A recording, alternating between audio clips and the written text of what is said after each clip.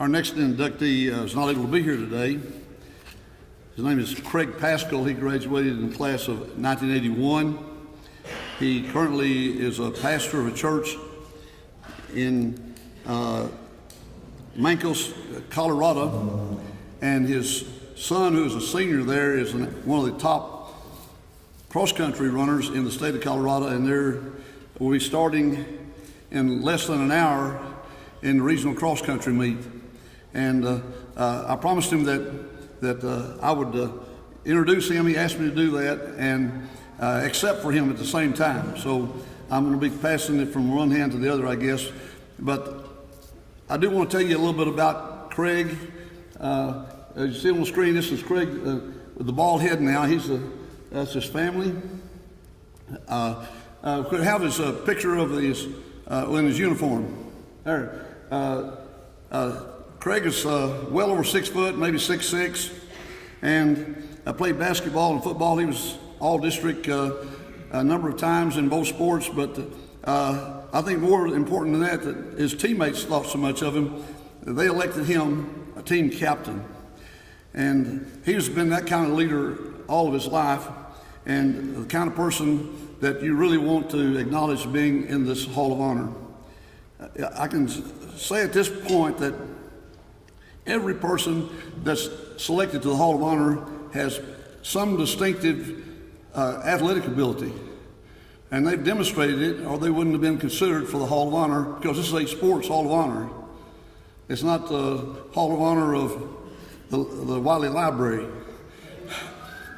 On the other hand, among the things that we look for as characteristics of someone to be inducted is character and the kind of contributions that they have made in their lives to other people and the community they live in. And Craig not only has demonstrated great ability to play football and basketball, but he has been an outstanding human being. And I know that those of you who know him would agree, and I invite you to listen to some of the things that he has done, and you get a flavor of who Craig Paschal was and is. He received a full scholarship after high school to play at West Texas State, but I think that's Texas A&M at Canyon or something now. But he played out there, started 4 years.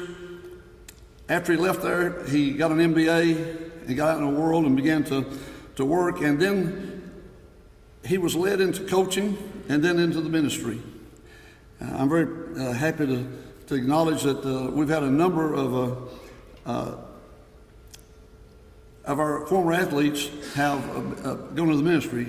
Dr. Draper is just one of several others that have Scott Phillips here, both of them on the staff here right now, and a number of others are in the ministry. And I kind of think that I had something to do with that. And not because I set a good example, but because they probably did a lot of praying while they were playing for me, and that just had its natural consequence. I asked Craig to give me something to say and tell about him, so he wrote a bio. Now, I want you to listen carefully to this, the way he writes his bio. This is what he wants you to know about him and what he wants to say. He would say if he was accepting this today. So I'm going to, if you forgive me, I'm going to read this. And he begins, a few years back, I was working in a homeless shelter which houses mostly Native Americans in Cortez, Colorado. A mountain Ute named Monty Coyote asked me, "Where are you from?" I said, "Mancos. That's about 18 miles from Cortez, Colorado." Monty Coyote said, "No, where are you from?" I replied, "Well, Mom and Dad grew up in Kansas." Monty Coyote said, "No, you don't understand me. This is where I'm from. This is the land and the people I grew up with. My mother, my father, my grandparents have always been from here. Where are you from?" After thinking for a while, I said, well, I'm from Wiley, Texas. Specifically from a time and place from 1974 to 1981. Wiley is the place that shaped and formed me. That's where I'm from. It's good to be from somewhere, replied Monte Coyote.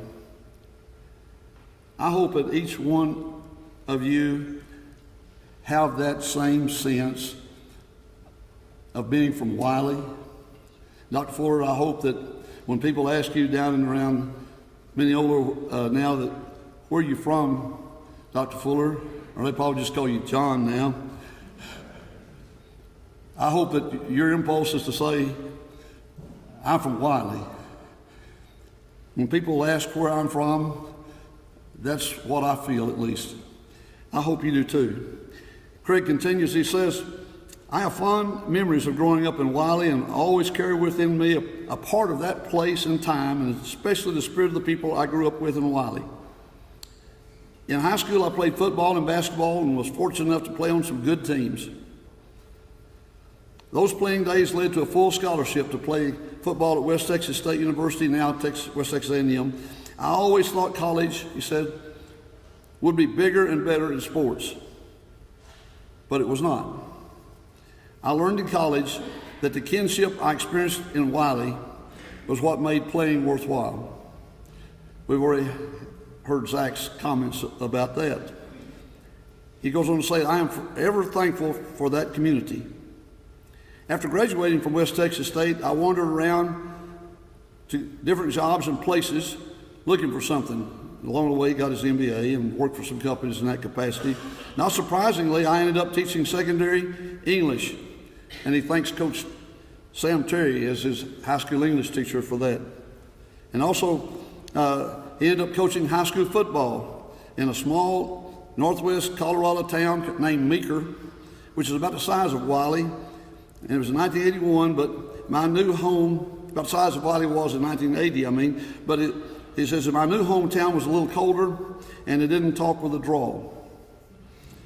When I became head football coach there, he said I did not know what to do, so I tried doing exactly what he'd done in high school. We ran the Houston veer, ran a 4-3 defense. He describes that a little bit. He said I did everything the same. I even ran the same punt return and punting formations. He says, and even a few years, and within a few years, he even broke the huddle with Amo. Everything Craig has done in his life, in my opinion, has been exemplary. And that's why I'm so grateful to be able to announce his induction into the Hall. In another area, outside of playing football, in coaching football, in 1995 and 1996, he took the Meeker team to the Colorado 2A state championship game. He lost both games, he said, which was disappointing, but the friendships and memories the team and the community shared along the way will always be special. To this day, I enjoy, he says, getting that occasional phone call from a former player or student who just wants to check up and see how things are going. There's a lot of folks out here who are former coaches or teachers, and they know exactly how he feels and what he is talking about. After teaching and coaching for many years, I left education to become a United Methodist minister. He says, in many ways, I'm still developing and sharing the same values I believe many coaches, teachers, and community members modeled for me as a young person growing up in Wiley. I'm still part of a community that nurtures relationships and gets upset with one another and learns to forgive and move forward. I'm very grateful and thankful for the people and the place where I grew up. Where I am from and all it represents is still where I live in Mancos, Colorado. He is married to Jennifer Paschal, who's a teacher there, has 2 children. Andy, who loves art and attends Hastings College in Nebraska. And he has a son, Ro, who's a senior, and as I said, within a few minutes he'll start his race there in cross-country competition in Colorado. So if we have this recording and it makes it to the web page, Craig, I'm speaking to you right now. He'll be able to click on that and perhaps say, hear me say, Craig, we are so proud of you. We love you. You made us so proud, and we just honor you this day and hope that you feel as happy about this as we are. Thank you very much.